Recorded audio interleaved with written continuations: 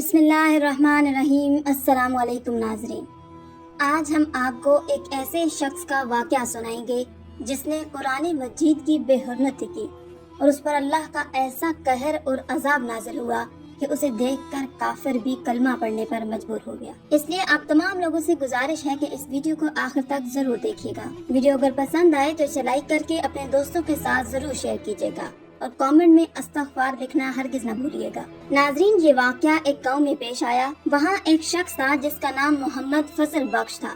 وہ بہت ہی غریب انسان تھا۔ محمد فضل بخش کا نہ تو ماں باپ تھے، نہ ہی اس کا کوئی بہن بھائی تھا۔ وہ بہت ہی نیک اور دیندار انسان تھا۔ اپنا گھر نہ ہونے کی وجہ سے وہ دن رات مسجد میں رہتا۔ صبح کے وقت وہ ساری مسجد کی صفائی خود کرتا۔ مسجد میں رہنے کی وجہ سے وہ ہر نماز باجماعت ادا کرتا تھا، یہاں تک کہ اس نے کبھی تہجد کی نماز بھی نہیں چھوڑی تھی۔ محلے کا ہر انسان اس کی غریبی سے واقف تھا، اس لیے محلے والے اپنے گھر سے اس کے لیے کھانا بھجوا دیتے تھے۔ بہت سال تک یوں ہی سلسلہ چلتا رہا۔ ایک دن مسجد کے امام نے فضل بخش کو اپنے پاس بلایا اور پوچھا، کیوں نہ میں تمہاری شادی کروا دوں اور تم اپنی بیوی کے ساتھ اپنے گھر میں رہو۔ محمد فضل بخش مسجد امام کی بات سن کر مسکرا دیا اور کہنے لگا، استاد جی، بھلا مجھ غریب کے ساتھ کون شادی کرے گا؟ امام مسجد کہنے لگا، تم یہ سب مجھ پر چھوڑ دو، بس ہاں یا نہ کا جواب دو۔ محمد فضل بخش کہنے لگا، اگر استاد جی آپ کی نظر میں کوئی ایسی لڑکی ہے جو مجھے قبول کر سکے تو پھر مجھے کیا اعتراض ہو سکتا ہے؟ پھر امام مسجد نے بتایا کہ میرے دور کے رشتہ داروں میں ایک لڑکی ہے جو طلاق یافتہ ہے، میں اگلے جمعے تک تمہارا نکاح اس سے ہی کروا دوں گا۔ اس سے پہلے تمہیں یہ کرنا ہوگا کہ کوئی کرائے کے لیے اپنا گھر ڈھونڈ لو جہاں تم دونوں میاں بیوی سکون سے رہ سکو، اور گھر کا کرایہ دینے کی تم بالکل فکر نہ کرنا، وہ سب تم مجھ پر چھوڑ دو۔ محمد فضل بخش نے کرائے کے لیے گھر تو ڈھونڈ لیا، لیکن نکاح کی تیاری کے لیے اس کے پاس کوئی پیسہ نہیں تھا۔ محمد فضل بخش اپنے نکاح سے ایک دن پہلے مسجد امام کے پاس آیا اور کہنے لگا، استاد جی، میں نے کرائے کے لیے مکان تو ڈھونڈ لیا ہے، لیکن میرے پاس نکاح کے اخراجات کے لیے کچھ بھی نہیں ہے۔ اس کے استاد نے کہا کہ بیٹا، تم فکر نہ کرو، تم بس صبح نکاح کے لیے تیار رہنا۔ جیسے ہی صبح جمعہ کا سورج نکلا، مولوی صاحب نے مسجد میں اعلان کروا دیا، اگر کسی کے پاس کوئی بھی چیز اللہ کی راہ میں دینے کے لیے ہے تو وہ آ کر مسجد میں دے جائے، بے شک کپڑے ہوں، برتن ہوں یا پیسے ہوں۔ بہت سے لوگ اپنے گھروں سے سامان اٹھا کر مسجد میں لے آئے۔ سارا سامان اٹھوا کر محمد فضل بخش کے گھر بھجوا دیا گیا۔ ظہر کی نماز کے بعد محمد فضل بخش کا نکاح مولوی صاحب نے بہت ہی سادگی سے پڑھا کر دونوں میاں بیوی کو کرائے والے مکان میں رخصت کر دیا۔ محمد فضل بخش کی بیوی بہت ہی نیک اور صابر خاتون تھی۔ اس نے کبھی بھی اپنے شوہر سے کسی چیز کی کوئی فرمائش نہ کی۔ وہ نماز پڑھتی، ہر وقت اللہ کا شکر ادا کرتی۔ محمد فضل بخش شادی شدہ ہونے کے بعد بھی روزانہ مسجد کی صفائی کرتا اور باجماعت نماز ادا کرتا۔ مسجد کی صفائی کرنے کے بعد وہ روزانہ گھر سے کام کے لیے نکل جاتا اور اس کی بیوی پیچھے سے ہر وقت اپنے اللہ سے دعائیں کرتی، اے اللہ، میرے شوہر کے لیے کوئی وسیلہ بنا دے اور اسے کوئی کام کاج مل جائے۔ کام کی تلاش کرتے کرتے محمد فضل بخش اللہ والے کے پاس پہنچ گیا۔ وہاں ان کے ہاں بہت سارے لوگ جمع تھے جو اپنے مسائل اور مصیبتیں ان کے پاس لے کر آئے تھے۔ وہ اللہ تعالیٰ سے ان کے لیے دعا کرتے تو اللہ پاک ان کی تمام مصیبتوں پریشانیوں کو دور کر دیتا۔ اور سب سے بڑی بات کہ ان کے ہاں بہت ہی عمدہ کھانے بنتے تھے۔ اسی کھانے کی وجہ سے ان کو وہاں ایک نوکری مل گئی جو کہ وہ غریبوں میں کھانا تقسیم ہوتا تھا، اور محمد فضل بخش خود اپنے ہاتھوں سے کھانا تقسیم کرتا تھا، اور اسے غریبوں میں کھانا بانٹنے کے لیے اس کو اللہ والے پیسے دیا کرتے تھے۔ جو کھانا بچ جاتا وہ اپنے اور بیوی کے لیے صبح شام گھر لے جاتا۔ ایسے ہی اس کے گھر کے حالات کچھ بدلنے لگے۔ شادی کے 1 سال بعد اللہ تعالیٰ نے انہیں بہت ہی خوبصورت بیٹی سے نوازا۔ محمد فضل بخش اور اس کی بیوی بہت ہی خوش تھے کہ اللہ تعالیٰ نے انہیں اپنی رحمت سے نوازا ہے۔ وہ اپنی بیٹی کے بہت ناز نخرے اٹھاتے اور اس کی خوب دیکھ بھال کرتے۔ بیٹی کے 1 سال گزر جانے کے بعد اللہ پاک نے انہیں پھر دوسری بیٹی سے نوازا۔ اس کا شوہر پھر بھی خوش ہوا کہ اللہ پاک نے اسے پھر سے اولاد سے نوازا، اور وہ بھی اپنی رحمت سے۔ اس کی بیوی کہنے لگی کہ میں چاہتی ہوں کہ اللہ پاک مجھے اگلی دفعہ بیٹے سے نوازے۔ اس کا شوہر مسکرا کر کہنے لگا کہ کیا تجھے نہیں پتا کہ اللہ پاک وہاں بیٹیاں دیتا ہے جہاں وہ خوش ہوتا ہے؟ ہاں ہاں پتا ہے، لیکن بہنوں کا بھائی ہونا بہت ضروری ہے۔ آپ بس اپنے اللہ والے سے کہیے کہ ہمارے لیے دعا کرے، اگلی دفعہ ہمیں اللہ بیٹے سے نوازے۔ وہ اپنی بیوی کی باتیں سن کر مسکرا رہا تھا اور واپس اپنے کام پر چلا گیا۔ کچھ مہینوں کے بعد اس کی بیوی پھر سے امید سے ہوگی۔ اس نے اپنے لیے اللہ والے سے دعا کروائی اور خود بھی خوب گڑ گڑا کر دعائیں کی کہ اے اللہ، اس بار مجھے اپنی نعمت سے نوازنا، لیکن اللہ پاک نے اسے پھر بیٹی سے نواز دیا۔ تیسری بیٹی کی پیدائش پر وہ بہت زیادہ پریشان ہوئی اور اپنے شوہر کو کہنے لگی کہ اب مجھے اپنے اللہ والے کے دربار میں لے کر جائیں، میں نے خود اپنا مسئلہ سناؤں گی، دیکھنا وہ میرے لیے دعا کریں گے تو اللہ پاک مجھے بیٹے سے نوازے گا۔ اس کا شوہر کہنے لگا، نہیں، آپ گھر پر بیٹھ کر دعا کرو، میں خود تمہارا مسئلہ ان کو سنا دوں گا۔ जब 1 साल गुजरा तो अल्लाह पाक ने उन्हें फिर चौथी बेटी से नवाज दिया। चौथी बेटी की पैदाइश पर उसकी बीवी अपने शोहर के सामने बहुत रोई, कहने लगी हमारे घर में पहले ही गरीबी है, अल्लाह पाक न जाने हमें क्यों बेटियां दे रहा है। उसका शोहर कहने लगा कि तुम खुद अल्लाह की बहुत शुक्रगुजार बंदी हो, तुम्हारे मुंह से ऐसी बातें अच्छी नहीं लगती। तुम खुद तो कहती हो कि अल्लाह पाक बेटियां जहाँ पैदा करता है वहाँ उनका रिज्क भी भेजता है, फिर भी मैं माँ हूँ, मेरा दिल चाहता है कि अल्लाह मुझे बेटे से नवाजे। 1 साल गुजरने के बाद अल्लाह पाक ने उसे फिर बेटी से नवाज दिया। 5वीं बेटी की पैदाइश पर वो बहुत रोई, अल्लाह के सामने गिड़गिड़ाई कि ऐ अल्लाह मैं तेरी नाशुक्री नहीं कर रही, तेरे हर फैसले से राजी हूँ, लेकिन बहनों का भाई होना बहुत जरूरी है, तुझे तेरे महबूब का वास्ता, बीबी फातिमा का वास्ता मुझे बेटे से नवाज दे। उसने अल्लाह ताला के सामने बहुत मन्नतें मांगी, रोई, गिड़गिड़ाई, ऐ अल्लाह अगर इस बार तू मुझे बेटा देगा मैं इतने नवाफिल अदा करूंगी, इतने रोजे रखूंगी, फला फला। वो अपने शोहर के साथ उस अल्लाह वाले के पास चली गई और खूब रो कर गिड़गिड़ाई कि आप तो अल्लाह के वली हैं, अल्लाह पाक से दुआ करें तो आपकी दुआ जरूर कबूल होती है, मेरे लिए एक दफा हाथ उठाकर दुआ तो कर दे, अल्लाह पाक हमें बेटे से नवाज दे। न जाने अल्लाह पाक को क्या मंजूर था, अल्लाह पाक ने उसे फिर बेटी से नवाज दिया। दुआएं मांगते मांगते उसको 10 साल गुजर गए, हता कि उसकी 7 बेटियां पैदा हो गईं। 7वीं बेटी के पैदाइश पर तो उसके शोहर की आंखों में भी आंसू आ गए। आंखों में आंसू लिए उसने आसमान की तरफ देखा और अल्लाह का शुक्र अदा किया, या अल्लाह तेरे हर काम में कोई न कोई बेहतरी है, या अल्लाह मैंने तो इससे कभी कोई शिकवा शिकायत नहीं किया, क्योंकि तू रहमान है और रहीम है, बिन कहे ही समझ जाता है। मेरा ना तो कोई भाई है ना बाप है, अगर मेरा खुद का बेटा ना हुआ तो मैं कैसे जी पाऊंगा। बेटे तो बाप के बाजू होते हैं। अल्लाह के सामने इस कदर रोया, गिड़गिड़ाया, उसे देखकर उसकी छोटी बेटियां भी रोने लगी और अपने छोटे छोटे हाथ उठाकर दुआ करने लगी, ऐ अल्लाह हम बहनों को भी खेलने के लिए भाई चाहिए। उसके बाद उसका शोहर सुबह खाना खाकर अल्लाह वाले के दरबार पर जब गया। जैसे ही उसकी छुट्टी हुई तो वो दरबार पर बैठ गया। जैसे ही उसके दरबार से लोगों का रश कम हुआ, मोहम्मद फजल बख्श अल्लाह वाले के पास चला गया। पूछने लगा, अल्लाह के वली तेरे पास बहुत दूर दूर से लोग अपनी परेशानियां लेकर आते हैं, क्या उनकी परेशानियां दूर होती हैं, उनकी मुरादें पूरी होती हैं? अल्लाह वाले कहने लगे, बेटा तुम्हारे सामने ही सुबह से लेकर शाम तक लोग दुआएं करते हैं तो अल्लाह पाक उनकी दुआएं जरूर कबूल फरमाता है, उनकी मुरादें जरूर पूरी होती हैं। तभी तो लोग दूर दूर से आकर यहाँ पर दुआएं करवाते हैं। और मैं तो अल्लाह का गुनहगार बंदा हूँ, उसकी सिर्फ इबादत करता हूँ, अल्लाह ताला मेरी दुआ कबूल कर लेता है तो मैं अल्लाह का शुक्र अदा करता हूँ। इतना सुनना था कि मोहम्मद फजल बख्श कहने लगा, मुझे तो 10 साल हो गए आपके पास काम करते हुए और आपसे एक ही दुआ करवा रहा हूँ कि अल्लाह ताला मुझे बेटे से नवाज दे, लेकिन मैं अभी तक बेटे की नेमत से महरूम हूँ। अल्लाह वाले कहने लगे कि बेटा तुझे इस बार अल्लाह पाक जरूर बेटे से नवाजेगा, लेकिन तुझे कुछ काम करना होगा और इस काम को करना बहुत जरूरी है। जब अल्लाह राजी होता है तो दिलो जान से उससे जो मांगेगा वो तुझको जरूर देगा। अल्लाह वाले ने कहा कि तुमको कुरान मजीद की हिफाजत करनी होगी, जिसकी हिफाजत का जिम्मा अल्लाह ने खुद लिया है। आपको अल्लाह अगले साल ही खूबसूरत बेटे से नवाजेगा। मोहम्मद फजल बख्श अल्लाह वाले की बातें सुनकर कहने लगा, अल्हम्दुलिल्लाह हम कुरान मजीद की बहुत हिफाजत करते हैं और इस किताब की सुबह शाम तिलावत करते हैं। अल्लाह वाले मोहम्मद फजल बख्श की बात सुनकर मुस्कुराए और कहने लगे, बेटा मैं जानता हूँ तुम कुरान मजीद की हिफाजत करते हो, सुबह शाम उसकी तिलावत भी करते हो, जो कि हर मुसलमान करता है, लेकिन हिफाजत किस तरह करनी है वो तुझे मैं बताऊंगा। अगर तुम मेरे किए पर पूरा उतरोगे तो मेरा तुमसे वादा है, अल्लाह पाक तुम्हें अगले साल चांद जैसे बेटे से नवाजेगा और दुनिया की हर नेमत से मालामाल कर देगा। इसके लिए तुम्हें 1 साल के लिए मेरे दरबार से छुट्टी करनी पड़ेगी और गाँव के बाहर एक वीरान बस्ती में एक बहुत बड़ा गड्ढा खोदना होगा। सुबह से लेकर शाम तक लोगों के दरवाजे खटखटा कर पूछना होगा कि अगर आपके घर में कोई शहीद सिपारे पड़े हुए हैं जिनकी लोग बेहुरमती कर देते हैं। अगर कोई सिपारा शहीद हो जाता है, कुरान पाक शहीद हो जाता है, तो उसको जहाँ मर्जी फेंक देते हैं या उसको ऐसी जगह पर रख देते हैं जहाँ उसकी बेहुरमती होती रहती है। तुम लोगों के घरों पर जाकर उनसे पूछना कि आपके घर में किसी किस्म का कोई पारा या कुरान मजीद शहीद पारे हैं तो आप मुझे दे दो। वो सब इकट्ठे करने के बाद उस गड्ढे में खोद कर उनको दफन कर देना और कुरान पाक की बेहुरमती न होने देना। उसने अल्लाह वाले के कहने पर गांव के बाहर किसी वीरान बस्ती में एक घड़ा निकालना शुरू कर दिया, जो कि 2 दिन में मुकम्मल हो गया। उसके बाद उसने लोगों के घर जाकर शहीद सिपारे और कुरान मजीद मांगना शुरू कर दिए। सुबह से लेकर शाम तक वो इसी काम में मसरूफ रहता। लोगों के घरों के अलावा वो मोहल्ले की गलियों और कचरे के गंदे ढेरों में से भी अल्लाह के नाम या दीनी इस्लाम की किताबों के सफ़े निकालता, फिर इनको साफ पानी से धोता, सारा कुछ इकट्ठा करके वो उसी गड्ढे में डाल देता। यहाँ तक कि उसके आसपास जितने भी गांव थे सब गांव में वो जाता और सब सिपारे, कुरान मजीद, जय नमाज, रेलें और दीनी इस्लामी किताबों के सफ़े यहाँ तक कि जो कुछ भी होता सब कुछ इकट्ठा करके ले आता और शाम को इसी घड़े में डाल देता। ये काम करते करते जब उसे 1 साल गुजर गया, अल्लाह पाक ने उसे 2 जुड़वा बेटों से नवाजा।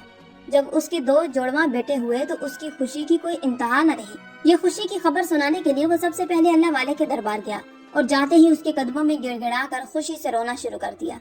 अल्लाह वाले को पहले तो यही लगा शायद अल्लाह पाक ने उसे फिर से बेटी से नवाज दिया है, इसलिए ये ज़ारो कतार रो रहा है। इतने में वो बोल पड़ा, आज आपकी दुआओं से अल्लाह पाक ने मुझे 2 जुड़वा बेटों से नवाजा है, जिसका नाम मैंने कासिम और आसिम रखा है।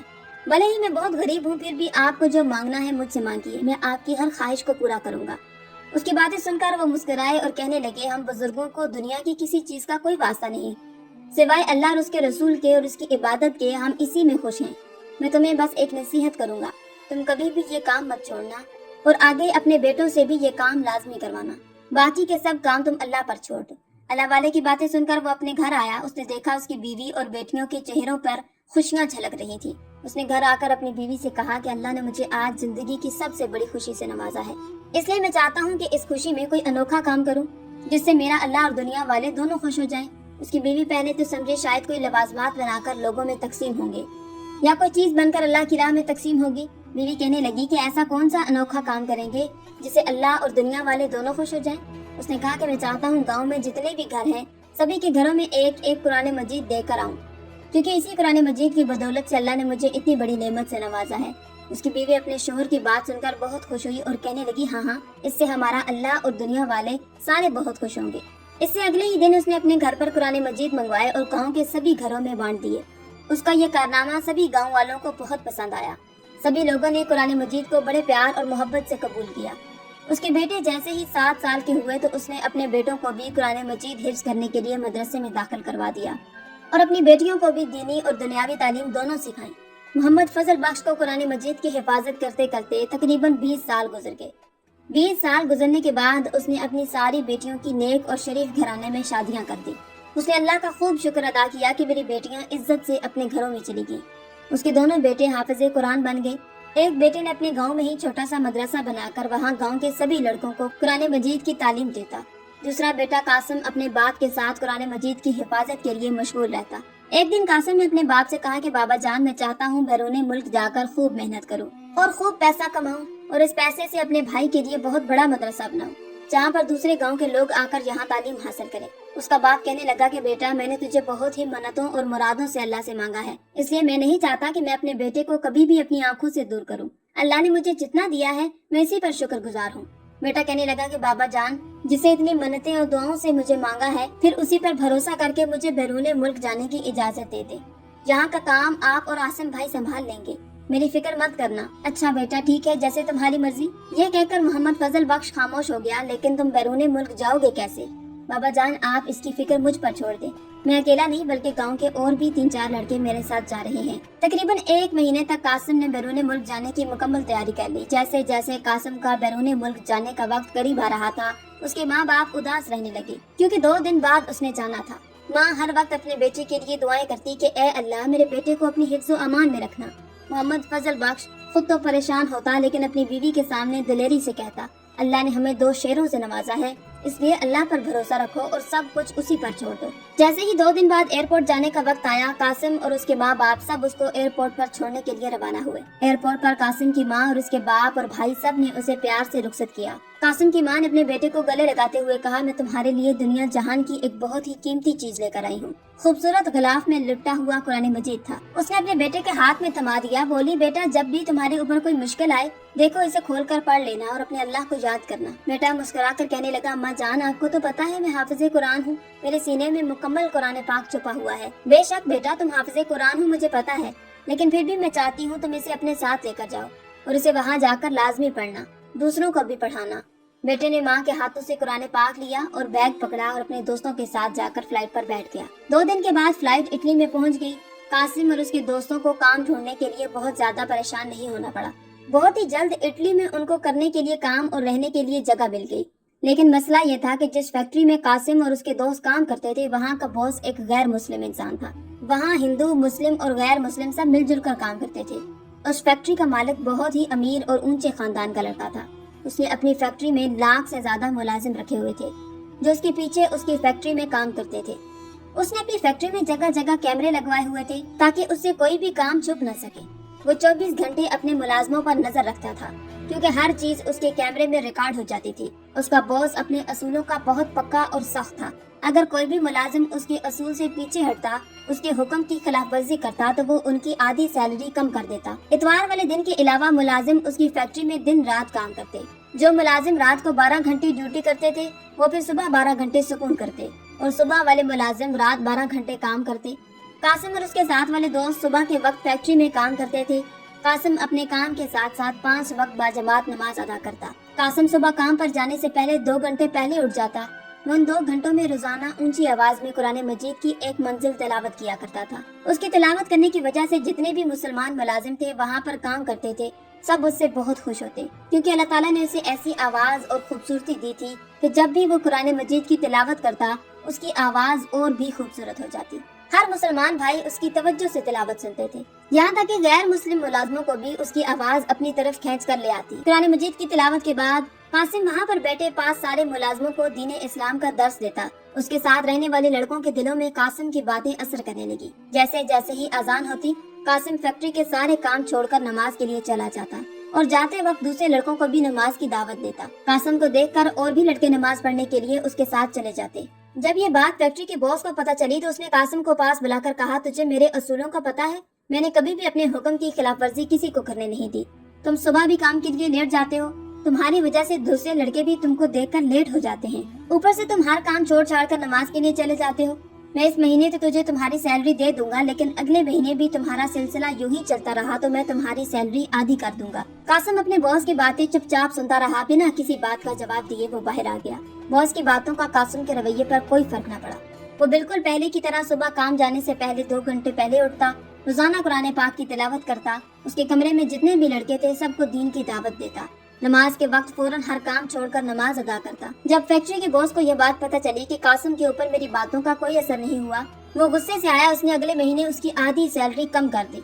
बॉस ने सोचा अब तो इसकी अकल ठिकाने आएगी, देखता हूँ कि कितनी नमाजें और कुरान पढ़ता है। जब कासिम को पता चला कि मेरी आधी सैलरी बॉस ने कम कर दी है, उसके कान पर जूं तक न लगी।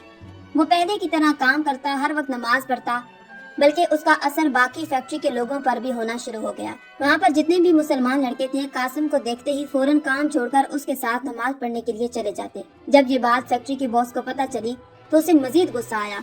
उसने बाकी तमाम लड़कों को भी अपने साथ खराब कर दिया है। तो बॉस ने कासिम के साथ वाले सारे लड़कों को अपने पास सख्ती से बुलाया और कहा, मुझे लगता है मुझे अब तुम सब की सैलरी बंद करनी पड़ेगी, तभी तुम लोग सुधरोगे और काम को काम समझोगे। कासिम के साथ वाले सभी लड़के अपने बॉस से कहने लगे, बॉस हमारे ऊपर ऐसा जुल्म मत करना। अगर आप कहते हैं कि हम काम छोड़कर नमाज के लिए नहीं जाए तो हम नहीं जाएंगे, लेकिन हमें हमारी सैलरी पूरी चाहिए।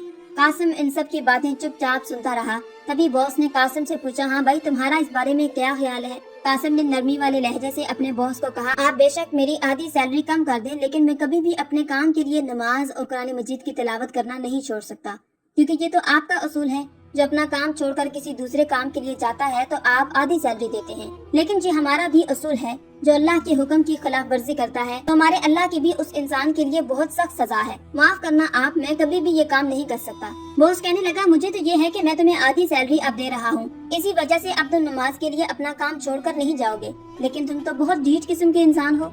बॉस मुझे आपकी आधी सैलरी मंजूर है, लेकिन नमाज छोड़ना कभी भी मंजूर नहीं। बॉस ने सख्त लहजे से कहा, अच्छा ठीक है, मैं भी देखता हूँ तुम कब तक अपने अल्लाह के हुक्म की खिलाफ वर्जी नहीं करते, एक न एक दिन तो तुम ये काम जरूर छोड़ दोगे। कासिम की बातों को पास वाले खड़े लड़के सुनकर बहुत ज्यादा शर्मिंदा हुए। उन्होंने भी अपने दिल में एक बात ठान ली कि अब चाहे दुनिया इधर की उधर हो जाए, हम भी कासिम के साथ नमाज पढ़ने के लिए जरूर चलेंगे। अगले ही दिन जब कासिम नमाज पढ़ने के लिए जाने लगा, उसके साथ पहले से भी ज्यादा लड़के जाने के लिए तैयार हो गए।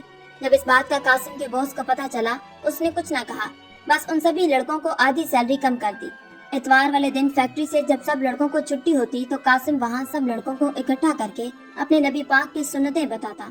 वहाँ पर फैक्ट्री में 2-3 लड़के ऐसे थे जो गैर मुस्लिम थे। उनको कासिम की बातें बहुत अच्छी लगती थी, वो कासिम की हर बात पर अमल भी करते। कासिम सुबह जब भी कुरान मजीद की तिलावत करता तो वो गैर मुस्लिम लड़के उसकी तिलावत को बड़ी खामोशी और तवज्जो से सुनते। एक दिन उन लड़कों ने कासिम से डरते डरते कहा, क्या तुम हमें अपना कुरान मजीद पढ़ाना सिखाओगे? हमें भी बहुत शौक है, हम भी तुम्हारी तरह ऐसे ही सुबह सुबह कुरान मजीद पढ़ें, लेकिन इसके लिए हमें अपने बॉस से बहुत डर लगता है। वो तो हमें फैक्ट्री से निकाल देगा क्योंकि हम तो गैर मुस्लिम हैं। वो हमारे ऊपर और हमारे घर वालों के सारे खर्चे बंद करवा देगा। हम नहीं चाहते कि हमारी इस बात का इल्म हमारे बॉस को हो। कासिम ने कहा कि देखो भाई, आपको अल्लाह के सिवा किसी से डरने की जरूरत नहीं और हमें उसी पर भरोसा करना चाहिए। सारी दुनिया का निजाम वही चला रहा है। लेकिन अगर आपको फिर भी अपने बॉस से इतना डर लगता है तो मैं इस बात का जिक्र किसी से नहीं करूंगा। मैं तुम लड़कों को जरूर कुरान मजीद पढ़ना सिखाऊंगा। उन लड़कों ने तकरीबन 1 साल तक कासिम से कुरान मजीद मुकम्मल कर लिया और कलमा पढ़कर मुसलमान हो गए। फैक्ट्री में बहुत सारे ऐसे गैर मुस्लिम लड़के थे जो कासिम से कलमा पढ़कर मुसलमान हो चुके थे। फैक्ट्री में कासिम को काम करते हुए तकरीबन 2 साल गुजर गए। कासिम को देखकर उस फैक्ट्री का बहुत ज्यादा माहौल बदल चुका था। बॉस को इस बात का पता चला कि कासिम ने बहुत से लड़कों को मुसलमान बना दिया है तो वो गुस्से से लाल पीला हो गया। बॉस ने सोच लिया कि आज कासिम की खैर नहीं, आज तो इसे खत्म करके ही छोड़ूंगा। बस बहुत हो गया, बहुत बर्दाश्त कर लिया। मेरी ही फैक्ट्री में आकर ये मेरे ही मुलाजमों का मालिक बना हुआ है। सुबह का सूरज कासिम का आखिरी सूरज होगा। जुम्मा का दिन था, सुबह का वक्त था। कासिम कुरान पाक खोलकर बहुत ही बुलंद आवाज से कुरान मजीद की तिलावत कर रहा था। उसके बॉस ने आते ही कासिम के मुंह पर जोरदार लात मारकर नीचे गिरा दिया और उसके हाथ से कुरान मजीद छीनकर दूसरी तरफ नीचे फेंक दिया। कासिम ने कुरान मजीद की तिलावत करना फिर भी न छोड़ी क्योंकि उसे तो कुरान पाक मुकम्मल जुबानी याद था। उसके बॉस को इतना गुस्सा आया कि उसने अपने पास खड़े मुलाजिम को कहा कि जाओ जल्दी से माचिस लेकर आओ। आज मैं अभी इसी वक्त इसके सामने इसके कुरान पाक को जलाऊंगा। अब मैं देखता हूँ कि ये क्या करता है और इसका अल्लाह क्या करता है। कासिम ये बात सुनकर बहुत रोया और रोते रोते अल्लाह से फरियाद करने लगा कि ए अल्लाह, बेशक इस किताब की हिफाजत का जिम्मा अपने सर लिया है। ये खुद को बहुत बड़ा बॉस समझता है, आज तो इसे अपनी ताकत दिखा दे। जैसे ही उसका मुलाजिम माचिस लेकर आया, उसने माचिस जलाई और कुरान मजीद को आग लगाना शुरू कर दी। कुरान पाक को पकड़कर फेंक दिया, कुरान पाक को आग लगते हुए को फेंक दिया। अल्लाह की कुदरत, कासिम को पकड़कर एक पिंजरे में कैद कर दिया। अब मैं देखता हूँ कि तुम्हें यहाँ से कौन बचाने आता है। तुम भूखे प्यासे यहाँ मरोगे। यहाँ से जब बॉस अपने घर वापस जा रहा था तो रास्ते में उसकी अचानक तबीयत खराब हो गई। उसे सांस लेने में दुश्वारी होने लगी तो बाकायदा प्रोटोकॉल के साथ उसे हॉस्पिटल पहुंचाया गया, जहाँ पर उसके मुख्तलिफ टेस्ट किए गए। उसकी कोई भी बीमारी सामने नजर न आई। उसकी मजीद हालत बिगड़ती जा रही थी। उसका वजूद जगह जगह से फटने लगा। खून की धारियां ऐसे रस रही थी जैसे किसी ने गहरे जख्म लगा दिए हों। वो शख्स दर्द से चीख रहा था मगर डॉक्टर भी हाथ पर हाथ रखकर बैठे उसका इंजाम देख रहे थे क्योंकि कोई भी बीमारी की तशखीस नहीं कर पा रहा था। धीरे धीरे उसकी आंखों से खून उबलने लगा और बाहर आने लगा। उसकी आंखें बिल्कुल सुर्ख हो गईं और जिस्म के कई हिस्सों से खून जारी हो गया। वो दर्द से इस कदर चीखता चिल्लाता पूरा हॉस्पिटल सर पर उठा लेता मगर उस पर तो खुदा का अजाब नाज़िल हो रहा था। कई लोग इसके करीब गए और कहा कि तुम अपने गुनाहों की माफी अल्लाह से मांग लो, वो तुम्हें माफ कर देगा। तुमने जो गुस्ताखी की है वो इंतहाई संगीन है, ये इसी का अजाब तुम पर नाजिल हो रहा है। मगर उस गैर मुस्लिम बॉस ने किसी की बात न मानी। देखते ही देखते उसके वजूद से लगे जख्मों से अजीब स्याह मादा बहने लगा जिसकी इस कदर गंदी बदबू थी कि डॉक्टर भी पास जाने से कराहत महसूस करने लगे। ये खबर जैसे ही फैक्ट्री में उसके मुलाजमों और वहाँ के बाकी लोगों को पता चली तो लोग उससे मजीद नफरत करने लगे। उसकी हालत मजीद तशवीशनाक होती गई। वो पल पल मौत के लिए तड़पता रहा। उसने डॉक्टरों को ये तक बोल दिया कि मुझे जहर का एक बार इंजेक्शन लगाकर मार दिया जाए, मैं पल पल वाली मौत बर्दाश्त नहीं कर पा रहा। मगर डॉक्टर पूरी कोशिश करके उसे बचाने में लगे हुए थे। देखते ही देखते उसके जिस्म से बाल निकलना शुरू हो गए और लंबे लंबे नाखून निकल आए और उसकी शक्ल बिगड़ना शुरू हो गई, नौज़ुबिल्लाह, जैसे किसी कुत्ते से भी बदतर हो गई हो। वो एक खौफनाक जानवर की शक्ल में मुब्तला हो गया। उसे देखकर वहाँ पर खड़े सारे डॉक्टर भागकर हॉस्पिटल से बाहर आ गए। वहाँ पर सभी देखने वालों के रोंगटे खड़े हो गए। देखने वाले कानों पर हाथ लगाने पर मजबूर हो गए। सबके लबों पर अस्तगफार की तस्बीह बुलंद होने लगी। बेशक अल्लाह पाक ने कुरान मजीद की हिफाजत का जिम्मा खुद लिया है और जो भी इसकी गुस्ताखी करना चाहेगा तो यकीनन अल्लाह ताला का सख्त अजाब नाजिल होगा, जैसे इस शख्स पर नाजिल हुआ। ये खबर इटली में आग की तरह फैल गई। कोई भी इंसान जब उस शख्स को जानवर के रूप में देखता, उसे देखकर हर कोई थू थू करके चला जाता। कासिम के दोस्तों ने पिंजरा तोड़कर कासिम को बाहर निकाल दिया और जिस कुरान पाक को उसने आग लगाई थी वो सही सलामत था और उसी पिंजरे में उस जानवर शख्स को कैद करके बंद कर दिया गया। ये मौजज़ा देखकर फैक्ट्री के सभी लोग कासिम के साथ खड़े हो गए। वहाँ पर सभी गैर मुस्लिम लोग ये मौजज़ा देखकर मुसलमान हो गए। अल्लाह ने कासिम को और भी इज्जत से नवाज दिया, इसलिए हर जगह कासिम के चर्चे होने लगे। हर कोई कासिम को मुंह मांगी रकम देकर काम पर रखने के लिए तैयार था। जब इस गैर मुस्लिम बॉस के घर वालों को ये सब पता चला तो वो कासिम से आकर मिले और खुद अपनी मर्जी से उसको इस फैक्ट्री का बॉस बना दिया और उसके सब घर वाले कलमा पढ़कर मुसलमान हो चुके थे। सुभान अल्लाह। नाज़रीन, कुरान करीम आसमानी किताबों में सबसे बुलंद और मुमताज इस सबब से भी है। आज दीन इस्लाम तेजी से फैला है तो ये बात गैर मुस्लिम को खटक रही है। وہ ایسے ایسے موقع تلاش کرنے میں لگے ہیں جس سے وہ اسلام کو بدنام کر سکے۔ اس میں ان کا چھپا ہوا مقصد فقط لوگوں کو اسلام سے دور اور گمراہ کرنا ہے، تاکہ عیسائی اسلام کی جانب راغب نہ ہو سکے، غیر مسلم اسلام کی طرف نہ آ سکے۔ اللہ رب العزت کا ارشاد ہے، ہم نے ہی قرآن پاک کو نازل کیا اور ہم ہی اس کی حفاظت کریں گے۔ یہ پہلی وہ آسمانی کتاب ہے جس کی حفاظت اللہ تعالیٰ خود کرتے ہیں۔ اس کی حفاظت کے لیے وعدہ الہی ہے اور قرآن کا اعلان ہے کہ اللہ کبھی بھی وعدے کے خلاف نہیں کرتا، بس اللہ نے اپنا وعدہ سچ کر دکھایا اور کتاب اللہ کی حفاظت کا حیرت انگیز انتظام کیا۔ اس دور میں بھی اس کے الفاظ بھی محفوظ، اس کے معنی بھی محفوظ، اس کا رسول خط بھی محفوظ، اس کی عملی صورت بھی محفوظ، اس کی زبان بھی محفوظ، اس کا ماحول بھی محفوظ، جس عظیم ہستی پر اس کا نزول ہوا اس کی سیرت بھی محفوظ۔ واضح یہ کہ اللہ رب العزت نے اس کی حفاظت کے لیے جتنے اسباب و وسائل اور طریقے ہو سکتے تھے وہ سب اختیار کیے، اور یوں یہ مقدس کتاب پاکیزہ ہر لحاظ اور ہر جانب سے مکمل محفوظ ہو گئی۔ لاکھ کوشش کی گئی مگر کوئی ایک کوشش بھی کامیاب کارگر ثابت نہ ہو سکی اور نہ ہی قیامت تک ہوگی انشاءاللہ۔